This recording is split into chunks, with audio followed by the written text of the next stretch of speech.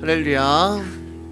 하나님의 말씀은 누가복음 9장 37절에서 40절까지의 말씀 보도록 하겠습니다. 누가복음 9장 37절에서 40절까지의 말씀입니다. 우리 넉절의 말씀이고요. 한 목소리를 읽도록 하겠습니다. 시작. 이튿날 산에서 내려오시니 큰 무리가 맞을새 무리 중에 한 사람이 소리질러 이르되 선생님 청컨대 내 아들을 돌봐 주옵소서. 이는 내 외아들이니이다. 귀신이 그를 잡아 갑자기 부르짖게 하고 경련을 일으켜 거품을 흘리게 하며 몹시 상하게 하고야 겨우 떠나가나이다.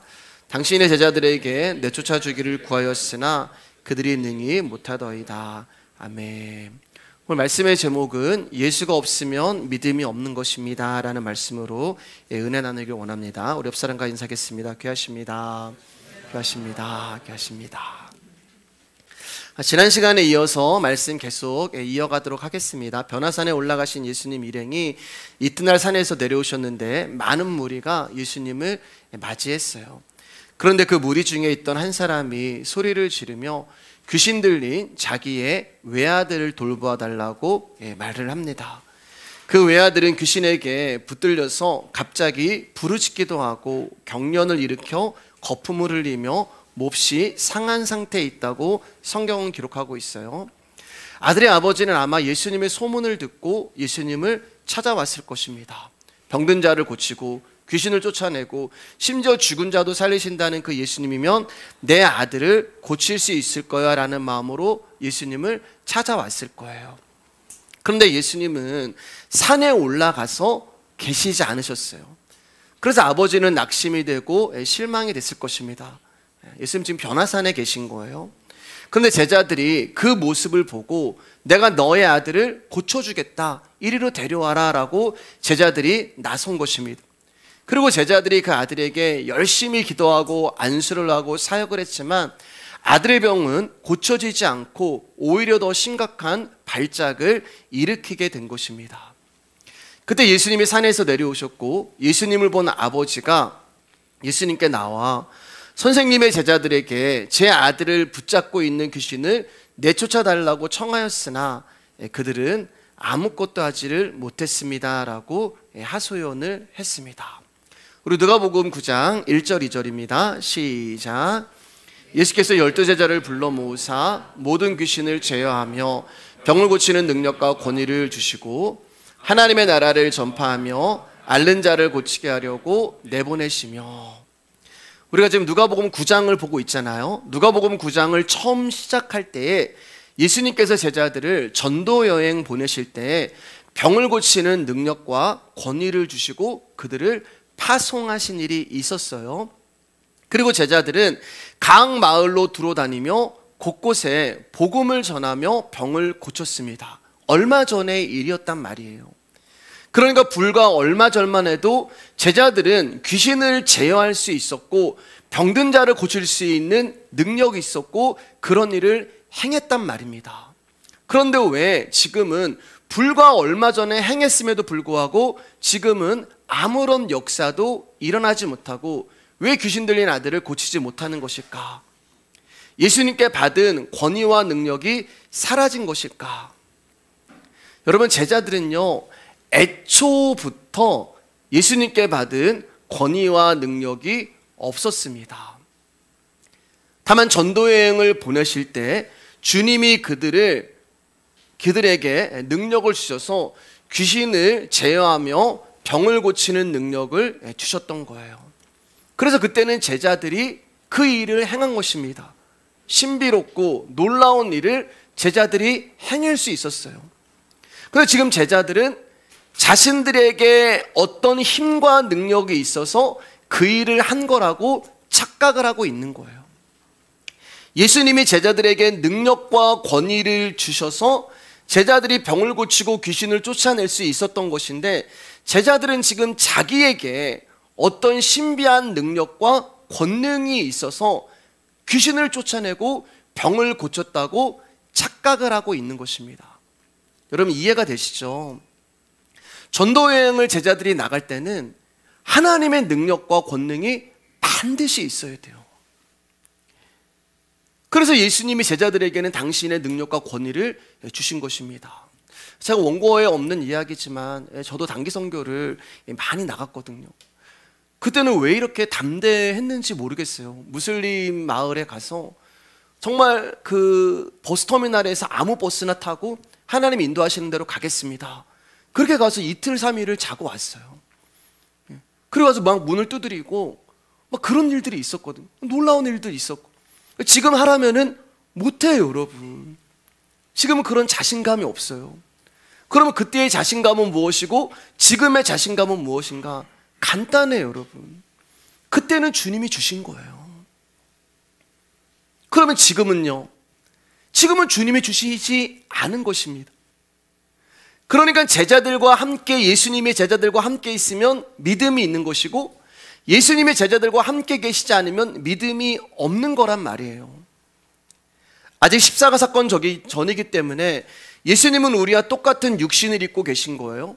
근데 제자들을 전도 여행을 보내실 때 각각 다른 마을로 파송했단 말입니다. 12명이 한 곳으로 다 우르르 간 것이 아니라 너희는 이 마을, 너희는 저 마을, 너희는 요 마을로 가라. 그러니까 예수님이 그들 가운데 같이 따라갈 수가 없었어요. 십자가 전이시기 때문에 예수님 지금 육체를 입고 계시거든요.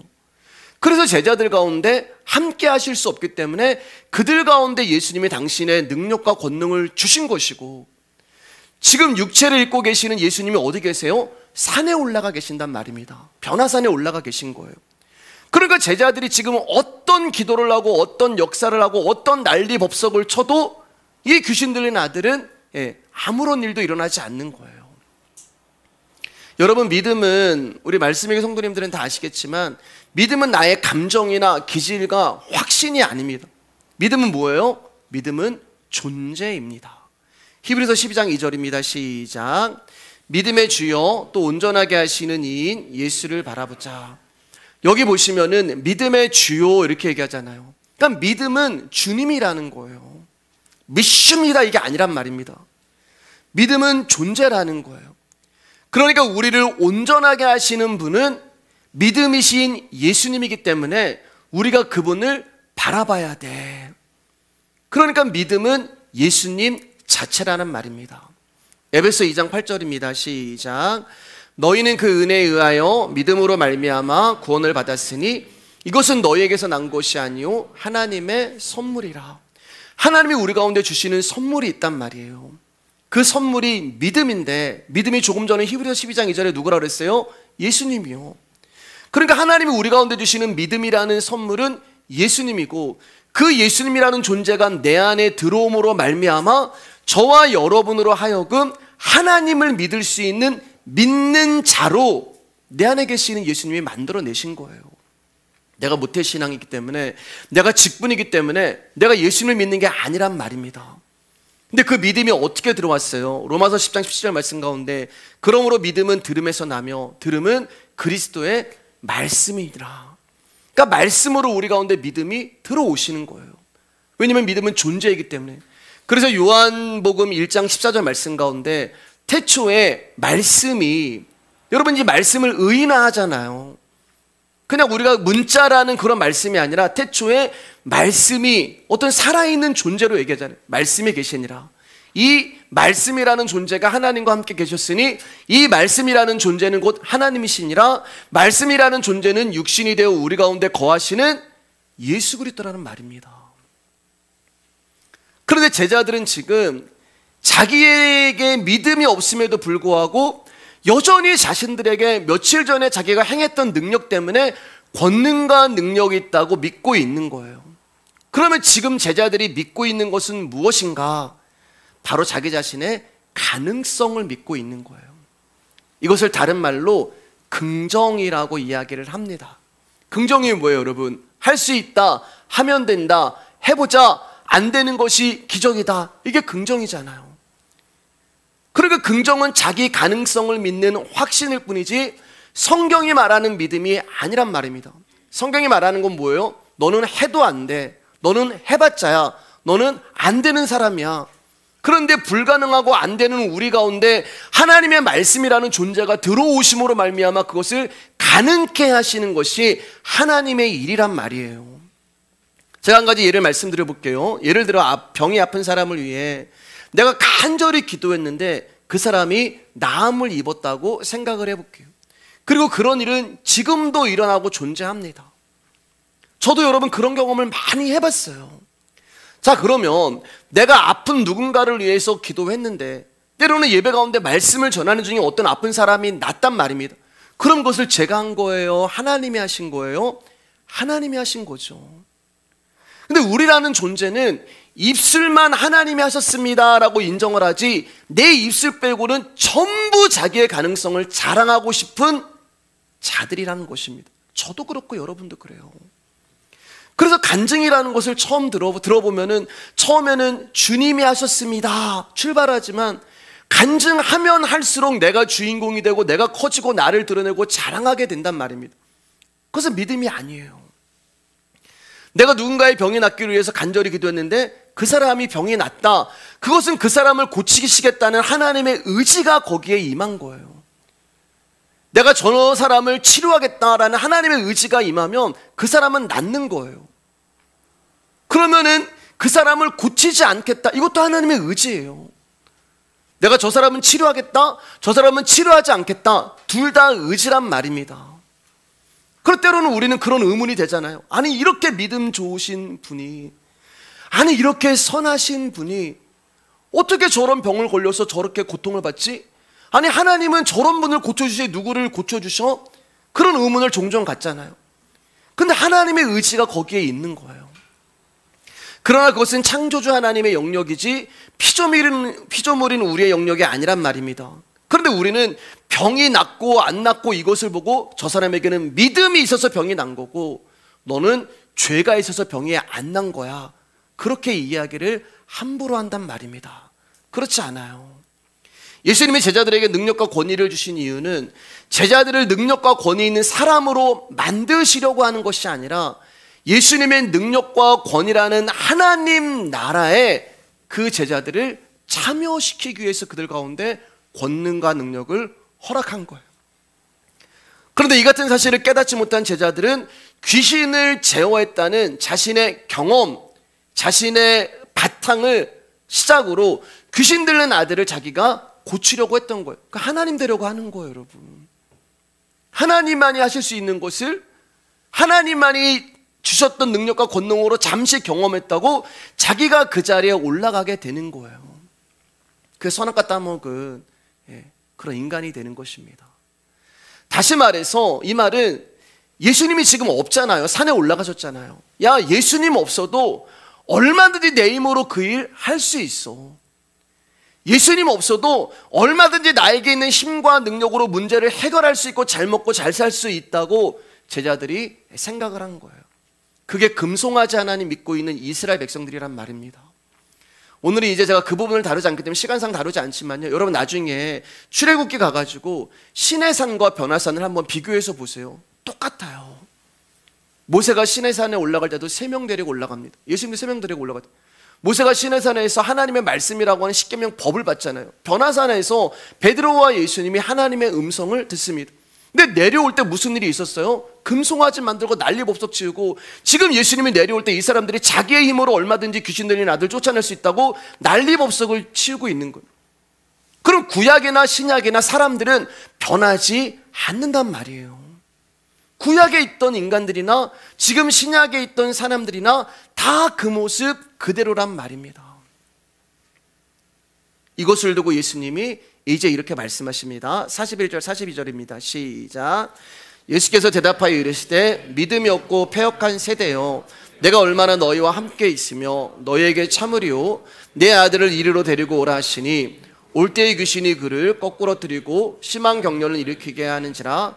예수께서 더러운 귀신을 꾸짖으시고 아이를 낳게 하사 그 아버지에게 도로 주시니. 예수님이 뭐라고 말씀하세요? 믿음이 없고 패역한 세대, 이렇게 말씀하시는 거예요. 우리를 향해서 말씀하시는 거예요. 무슨 말이에요? 저와 여러분들은 믿음이 없는 자들입니다. 너희는 믿음이 없어. 그 말은 믿음이 예수님이라고 말씀하셨으니까 너희는 예수가 없어. 우리 수요일날 말씀 나눴잖아요. 예수의 마음이 없는 거예요. 그것을 패역하다고 이야기하는 것입니다. 패역하다는 말은 하나님의 사랑과 은혜를 저버리고 하나님의 권위와 법을 업신여기는 행위를 말해요. 쉬운 말로 삐딱한 거예요. 하나님 말씀에 삐딱한 거예요. 쉽게 말해 하나님이 하시는 모든 일이 삐뚤어 보이고 삐딱하게 생각이 되는 것입니다.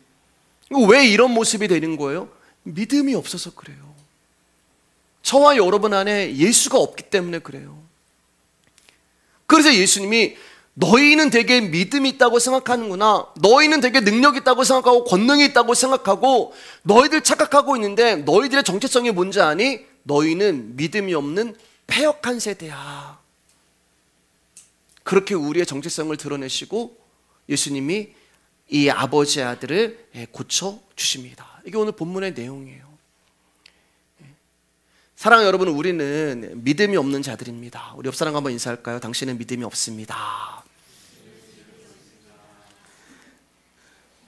많은 분들이 모태신앙을 자랑하고 또 신앙의 연수를 자랑하고 직분을 자랑합니다. 그러나 사랑하는 여러분, 여러분이 모태신앙이든 또 30년, 40년을 내가 예수를 믿었든 또 내가 직분이 있든 없든 그 모든 것은 하나님이 하신 일이지 저와 여러분이 한 일이 아니라는 거예요. 왜냐하면 우리에게는 믿음이 없기 때문에 그래요. 그렇기 때문에 나의 신앙의 연수가 자랑이 될 수가 없어요. 나 모태신앙이야. 이거 자랑거리 아니란 말이에요. 나 30년, 40년 예수 믿었어. 나 자랑거리를 안 하면. 내가 교회에서 직분이 뭐야? 자랑거리 아니란 말입니다. 내가 오늘 예수를 믿고 구원을 받은 자나 모태신앙으로 지금까지 믿은 자나 믿음은 동일해요. 믿음이 커지거나 작아지거나 믿음이 늘어나거나 줄어거나 그런 거 없어요. 여러분, 지금까지 우리는 예수 믿은 적이 없습니다. 그래서 자랑할 게 없는 거예요. 만약에 40년간 내 힘으로 예수를 믿었다면 오늘 교회 처음 나온 사람에게 야, 나는 40년 믿었어. 그러면 40년 보고 있는 사람, 모태신앙 사람이 나는 모태신앙이야 하면서 자기의 연수를 자랑할 수 있을 거예요. 그러나 너희는 믿음이 없어. 예수님 분명하게 말씀하시잖아요. 내 안에 믿음이 없는데 무슨 예수를 믿습니까? 내 안에 예수가 없는데 무슨 나의 신앙을 자랑하고 나의 믿음을 자랑할 수가 있어요. 그렇기 때문에 엄밀히 말해 우리에게는 믿음의 연수가 없는 거예요. 그래서 오늘 처음 교회 나온 사람이나 모태신앙이나 하나님 앞에 다 동일한 죄인일 뿐인 거예요. 오늘 교회 처음 나오신 분도 믿는 분은 예수님이고 모태신앙으로 지금까지 예수님 믿는 분도 그분도 믿는 분은 예수님이에요. 우리는 믿음이 없어요. 그래도 나의 믿음의 연수를 자랑하고 싶다면 주님께서 40년 동안 종으로 삼아 나를 주장하시면서 일하신 그 은혜만을 자랑하셔야 되는 거예요. 히브리서 11장 8절 9절입니다. 시작. 믿음으로 아브라함은 부르심을 받았을 때 순종하여 장래 유업으로 받을 땅에 나아갈새 갈 바를 알지 못하고 나아갔으며 믿음으로 그가 이방의 땅에 있는 것 같이 약속의 땅에 거류하여 동일한 약속을 유업으로 함께 받은 이삭 및 야곱과 더불어 장막에 거하였으니 아브라함은 믿음이 찾아가셔서 믿음 없는 우리를 믿음이라는 선물이 찾아가셔서 인생 내내 일하시고 믿음이 일하심으로 말미암아 생겨진 결과를 가져다준 그런 인물이 됩니다. 성경의 모든 인물이 그렇지만 아브라함이 특히 더 그래요. 그래서 우리 아브라함을 믿음의 사람이라고 이야기를 합니다.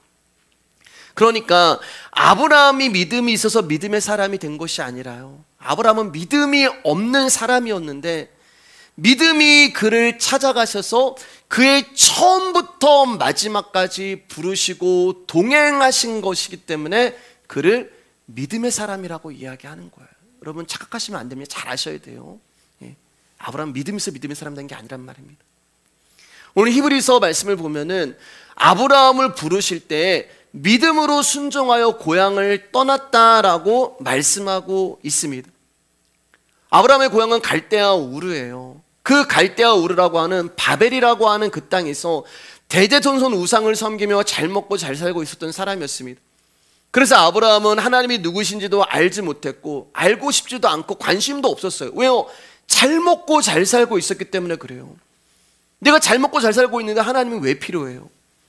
여러분, 이런 아브라함 가운데 믿음이 있을까요? 당연히 없습니다. 하나님을 알지도 못하고 만난 적도 없고 관심도 없는데 무슨 아브라함에게 믿음이 있겠어요? 그런데 어느 날 하나님이 아브라함 인생 가운데 불쑥 나타나신 거예요. 찾아가신 거예요. 그러면서 아브라함만 원하지도 않았는데 하나님이 아브라함 가운데 내가 너를 복의 통로로 만들어 줄 거니까 너 너의 고향과 친척과 아버지의 집을 떠나라. 갑자기 그런 일이 일어난 거예요.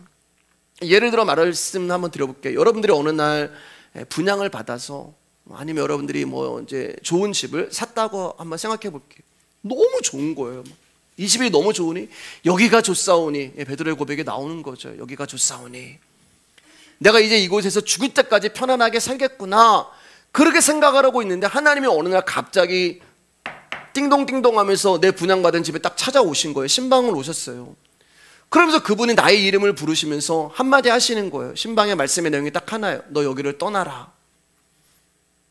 이제 분양해서 이제 새집 냄새가 막 풀풀 나고 막 여기가 좋사오니 막 이러고 있는데 신방 오신 하나님 말씀하시길 너 여기를 떠나라. 그러면 여러분 가운데 예 주님, 주님이 말씀하셨으니까 제가 순종해야죠 라고 떠나실 분이 누가 계시겠어요? 저도 못 떠나요, 여러분. 그리고 그렇게 말씀하시는 하나님께 서운하시고 상당히 마음이 어려우실 것입니다. 아브라함도 마찬가지였어요. 떠나기 싫었어요. 그래서 그가 안 떠나고 하란에 머무는 거예요, 여러분. 하란과 갈대아 우르는요, 거기에 동네가 바로 옆 동네란 말입니다. 떠나기 싫었어요. 더 가관인 것은 어디로 떠나라고 하는 말씀도 하지 않으셨습니다. 어디로 가라는 목적지도 알려주시지 않으시고 떠나라는데 누가 선뜻 나서겠어요? 아브라함은 갈 바를 알지 못하는데 믿음으로 순종하여 떠나지 않았단 말입니다. 그가 떠나지 않고 버티니까 하나님의 아버지 데라를 죽이고 어떻게든 그를 몰고 가셔서 막다른 골목에 그를 세우셔서 아브라함이 어쩔 수 없이 고향을 떠나게 하신 거예요. 그게 팩트예요, 여러분. 근데 오늘 히브리서에서는 뭐라고 말하면은 믿음으로 아브라함은 부르심을 받았을 때 순종하여 장래 유업으로 받을 땅에 나아갈새 갈 바를 알지 못하여 나아갔으며. 그럼 이거 성경이 지금 두 가지 이야기를 합니다. 어느 게 팩트예요? 안 떠났단 말입니다. 근데 왜 히브리서는 이렇게 이야기를 할까? 여러분, 하나님의 말씀이 믿음이라는 존재라고 말씀을 드렸습니다. 그러니까 하나님이 지금 아브라함에게 찾아가셔서 너 여기를 떠나라, 내가 너를 복의 통로로 만들어 줄 거야 라는 말씀을 주시는 것은 지금 아브라함 가운데 하나님이 믿음을 선물로 주시고 계시는 거예요. 여러분들이 이 자리에서 하나님의 복음을 듣는다는 것은 하나님 나라의 믿음을 선물로 받고 있는 거예요. 그러니까 히브리서는 아브라함의 입장에서 쓰신 것이 아니라 하나님의 입장에서 일방적으로 쓰시는 거예요. 우리는 가기 싫고 떠나기 싫고 나는 싫은데 하나님은 그 모든 것을 순종으로 보시는 거예요. 나의 상황, 나의 상태, 나의 입장, 나의 환경, 나의 감정, 이런 것을 보시는 게 아니에요, 하나님은요. 여러분, 정말 죄송하지만 하나님은 우리의 그런 거 보시지 않습니다. 말씀이 일하실 때는, 믿음이 일하실 때는 내가 지금 이런 상황인데요, 우리가 이번 주에 그 금요일날 이제 청년부 모여가지고 성역 공부를 하는데 그 성역 공부에서 말하는 거 이번 주에 했던 게 딱 하나예요. 어제나 오늘이나 예수는 동일하신 하나님의 아들이다. 지금 예수님 때문에 핍박당하고 예수님 때문에 죽어가고 지금 내가 예수를 믿을 수 없는 환경과 상황이 하나님 앞에 나와서 하나님 언제까지 제가 이런 고통과 고난 가운데 있어야 됩니까? 라고 막 부르짖고 기도하는데 하나님 말씀하시는데 야, 예수는 어제와 오늘이나 동일한 하나님의 아들이에요. 이게 하나님의 계속 그 말씀이에요. 하나님 이 문제 어떻게 되겠습니까? 야, 예수가 하나님의 아들이야. 하나님 저 문제 어떻게 되겠습니까? 야, 예수가 하나님의 아들이야. 하나님 우리가 고통받고 어려운데 어떻게 해? 야, 예수가 하나님의 아들이야.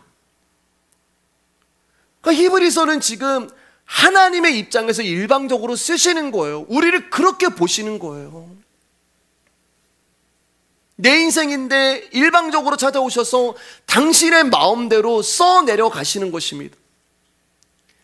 믿음은 우리가 있는 곳이 교회든 세상이든 여지를 주지 않습니다. 우리가 상황이 힘들든 좋든 그것과 상관하지도 않으세요. 내가 예수를 믿는 이유로 핍박을 받든 칭찬을 받든 그것을 보시지도 않으세요. 다시 말해 믿음은 일방적입니다. 믿음은 믿음의 일을 하시는 거예요. 다시 말해 하나님이 우리에게 원하시는 것은 우리가 어디에서 무엇을 하고 무슨 일을 하든 어떤 모습으로 있든 어떤 상황과 환경에 있든 그것과 상관없이 예수가 진짜 하나님의 아들임을 믿는 믿음으로 살으라는 거예요. 세상이 알아주든 세상이 알아주지 않든 힘이 되든 힘이 되지 못하든 그것에 상관하지 말고 묵묵히 너 맡은 그 자리에서 그 나라 내게 맡기셨으니 믿음으로 하루하루를 살아가라는 것이 하나님의 뜻입니다. 내 인생인데, 아브라함 인생인데 아브라함과 상의하지도 않으시고 불쑥 찾아오셔서 당신의 마음대로 나의 삶을 이끌어 가시는 거예요. 그래서 모든 성경은 하나님의 감동으로 쓰셨다 이렇게 말씀하잖아요. 그 말은 감동으로 썼다, 하나님 마음대로 쓰셨다는 말이에요. 여러분, 하나님 마음대로 쓰셨다는 말이에요. 일방적으로 쓰셨다는 말이에요. 그래서 하나님이 아브라함에게 일방적으로 믿음이라는 존재를 선물로 주시고 이끌어 가시는 것입니다. 왜 여러분? 다른 사람에게는 안 그래요. 왜 저와 여러분 가운데 그러세요? 나를 택하셨기 때문에 그래요. 자, 그런데 아브라함에게 주어진 이 믿음은 아직 어린아이와 같은 믿음입니다. 우리 가운데 믿음이 주어졌는데 우리가 막 성숙하고 성장한 게 아니에요. 어린아이 같은 믿음이. 쉽게 말씀드려서 성숙한 깊은 믿음이 아니라 이제 믿음이 있지만 넘어지고 흔들리는 모습이라는 거예요. 그래서 가나안에 겨우 들어갔어요. 들어가자마자 그 땅에 흉년이 찾아옵니다. 그러자 아브라함은 애굽으로 그냥 바로 도망을 치죠. 하나님께 물어보지도 않습니다. 하나님 왜 기근을 주셨습니까? 하나님 제가 어떻게 해야 됩니까? 물어보지도 않고 고민도 하지 않고 기근이 찾아오니까 그거 힘들어서 자기의 눈에 풍요로워 보이는 애굽으로 갑니다. 하나님은 한 번도 아브라함에게 애굽 가라는 말 말씀하신 적 없어요. 가나안에 있으라고 했지. 근데 묻지도 따지지도 않고 뒤도 안 돌아보고 애굽으로 내려간 거예요. 복 준다더니 이게 뭐야? 복 준다더니 기근이야? 예수 믿으면 잘 된다며, 예수 믿으면 부자 된다며, 예수 믿으면 성공한다며. 근데 이게 고난과 고통이야? 나 예수 안 믿어. 그리고 다시 애굽이라고 하는 갈대와 우르와 똑같은 그 세상으로 간 거예요. 저와 여러분의 이야기예요.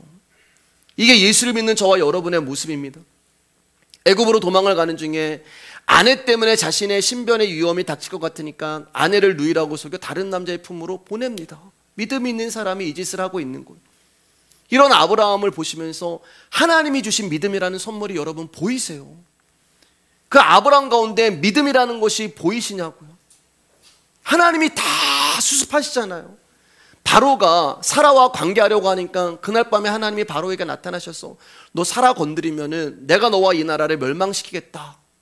이 하나님의 임재에 바로가 혼비백산하여 아브라함에게 많은 금은보화를 줘서 그를 내쫓아 버립니다.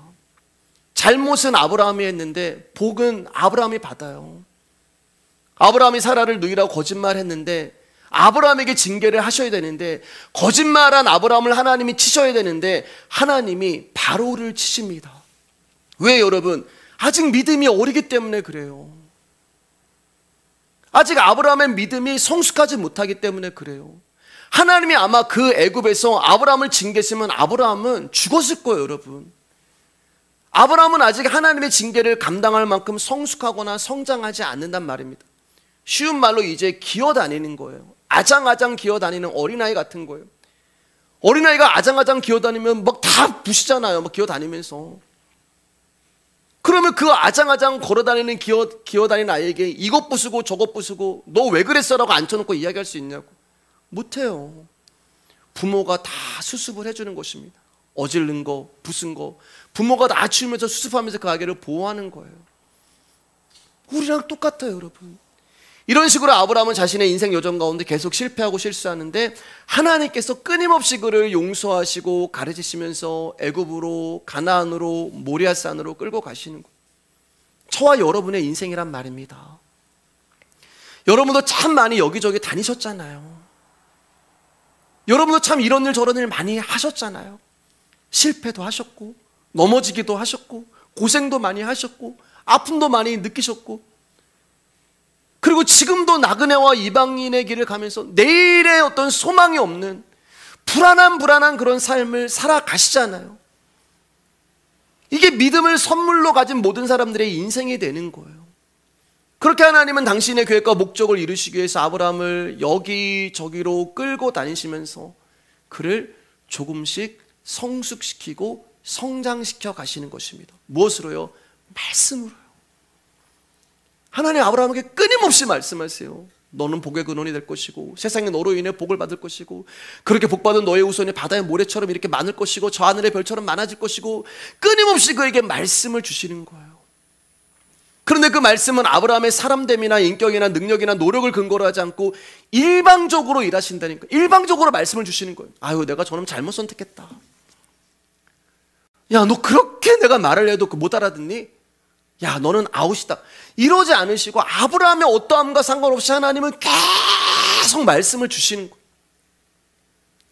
아브라함을 처음으로 부르신 그 믿음이 아브라함을 한 번도 떠나지 않으시고 아브라함을 이끌어 가시는 거예요.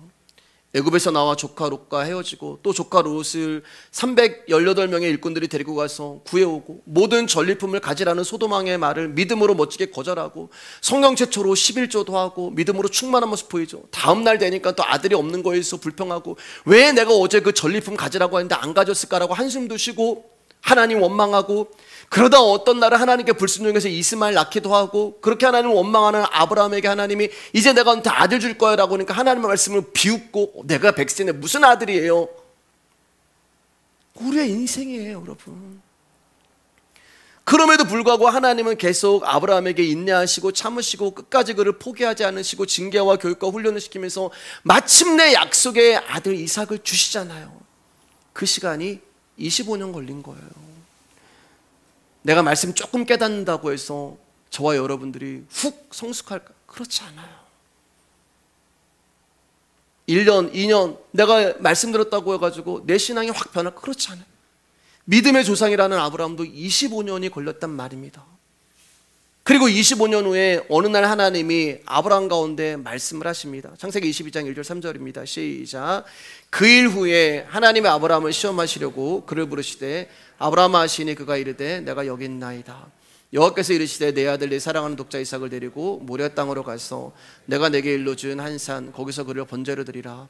아브라함이 아침에 일찍 일어나 나귀의 안장을 지우고 두 종과 그의 아들 이삭을 데리고 번제에 쓸 나무를 쪼개어 가지고 떠나 하나님이 자기에게 알려주신 곳으로 가더니 처음에는 땅으로 부르시더니 이제는 산으로 부르시죠.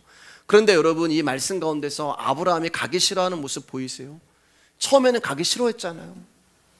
야, 내가 복주니까 떠나. 가기 싫었단 말입니다. 내가 왜 가요? 어디로 가는지도 모르는데 어디를 가요? 그런데 지금 말씀하실 때는 그런 모습 없어요. 아침 일찍 새벽 일찍 하나님 말씀이 떨어지자마자 그 말씀에 순종하는 것입니다. 그리고 진짜 모리아산에서 진짜 칼을 들고 자기 아들을 죽이려고 하는 거예요. 왜요? 하나님이 말씀하셨기 때문에. 똑같은 말씀하신 거예요. 너 떠나. 싫어요. 안 가요. 25년 지나서 너 아들 죽여. 그냥 죽이는 거예요. 떠나는 게 힘들겠어요? 죽이는 게 힘들겠어요, 여러분? 그러니까 변한 것은 하나님의 말씀이 변한 것이 아니라 아브라함이 변했단 말입니다. 아브라함이 잘나서 변한 건가요? 그가 막 자기 돌을 닦고 막 아니요. 말씀이 그 안에 쌓이고 쌓여서 말씀이 뭐라고요? 믿음이 쌓이고 쌓여서 그 믿음이 일을 한 거예요. 그래서 이제 아브라함에게 하나님이 그 상을 주십니다. 마지막 상을 주세요. 16절 18절입니다. 시작. 이르시되 여호와께서 이르시기를 내가 나를 가리켜 맹세하노니 내가 이같이 행하여 내 아들 내 독자도 아끼지 아니하신즉 내가 내게 큰 복을 주고 내 씨가 크게 번성하여 하늘의 별과 같고 바닷가의 모래 같게 하리니 내 씨가 그 대적의 성문을 차지하리라. 또 내 씨로 말미암아 천하 만민이 복을 받으리니 이는 내가 나의 말을 준행하였음이니라 하셨다 하니라. 하나님이 내가 너에게 이제 상 줄게. 네가 내 말에 순종했으니까 내가 너에게 상 줄게 라고 하나님이 상을 주시는데 뭘 줘요? 말씀 주세요. 여러분 근데 재미있는 것은 이 말씀이요 지금 하나님이 처음 주신 게 아니라 아브라함을 창세기 12장에서 부르셨을 때 이 말씀 주셨어요. 창세기 15장에서도 하나님이 이 말씀 주셨어요. 그러면 여러분, 우리가 어떤 결론에 이를 수 있냐? 우리가 예수 믿으면 받는 상은 예수라는 거예요. 하나님 나라 가면은 뭐 내가 선교사고 목사니까 뭐가 막 그런 거 없어요, 여러분. 예수 믿기 때문에 받는 상은 예수예요. 하나님이 우리를 믿음으로 부르시고 우리로 하여금 믿음으로 살게 하시고 믿음으로 끝이 나게 하신다는 거예요. 그래서 아브라함이 이것을 깨달으니까 마지막에 그의 무덤 한 평, 그게 아브라함의 인생의 전부예요. 처음 출발할 때랑 마지막이 다르잖아요. 왜냐하면 하나님 나라가 내 본향이라는 것을 알고 있었기 때문에 그렇습니다. 처음도 믿음으로, 중간도 믿음으로, 끝도 믿음이라는 거예요. 처음도 예수로 시작하고 중간도 예수로 시작하고 끝도 예수로 시작하는 거예요. 그러니까 하나님은 이 믿음을 창세전에 아브라함에게 주시기로 작정을 하셔서 믿음으로 아브라함을 부르시고 믿음으로 그를 이끄시고 믿음으로 그를 만들어 가시는 거예요. 이제 말씀을 조금씩 정리하겠습니다. 사랑하는 여러분, 갈다 우르에서 부름을 받아 모리아산에 아들 이삭을 드리는 이 아브라함의 인생 가운데 아브라함이 한 게 뭐가 있어요? 아브라함이 한 것은 아무것도 없습니다.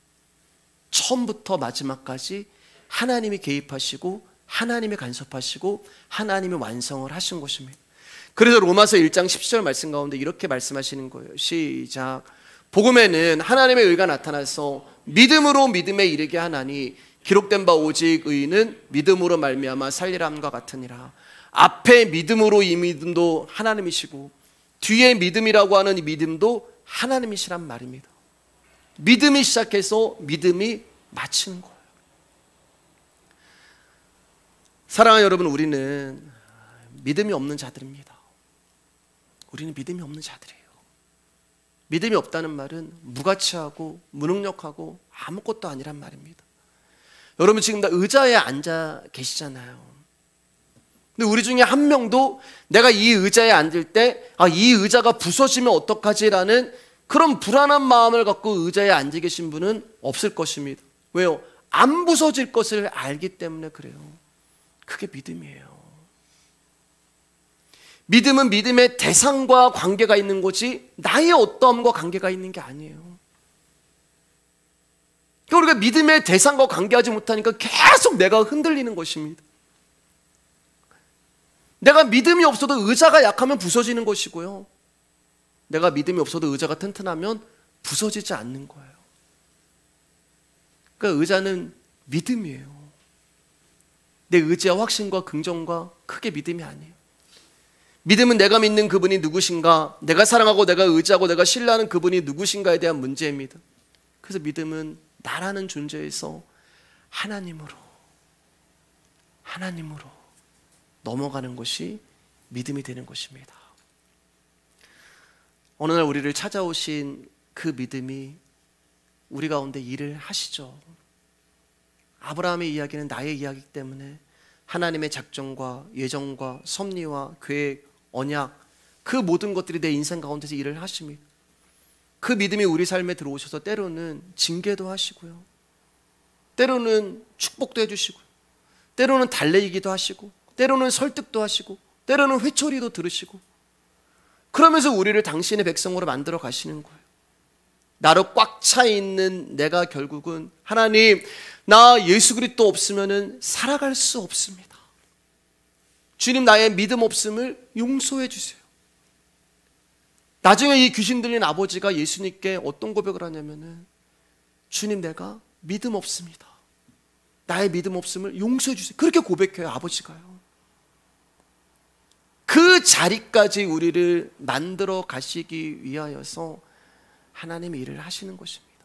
사랑하는 여러분, 진짜 행복은 예수님을 의지하는 거고 예수님 신뢰하는 거고 그분밖에 없는 것이 진짜구나라는 것을 알게 되는 것이 진짜 행복인 것입니다. 아직 잘 안 보이고 내 안에 주어진 믿음이 잘 아직 안 나타나고 그런 것 같죠. 괜찮아요, 여러분. 아브라함도 그랬어요. 그리고 우리는 애초에 믿음이 없었던 자예요. 이런 우리에게 하나님의 믿음을 주셔서 결국 우리를 믿음으로 믿음에 이르게 하셔서 갈대아 우르에서 모리아산까지 나의 믿음 없음을 용서해 주세요라고 하는 그 고백이 터져 나올 때까지 하나님이 우리를 붙들고 인도해 가실 것입니다. 사랑하는 말씀이니까 성도님들 여러분 힘내시고 그 믿음 붙들고 살아가시기를 주님의 이름으로 축복합니다.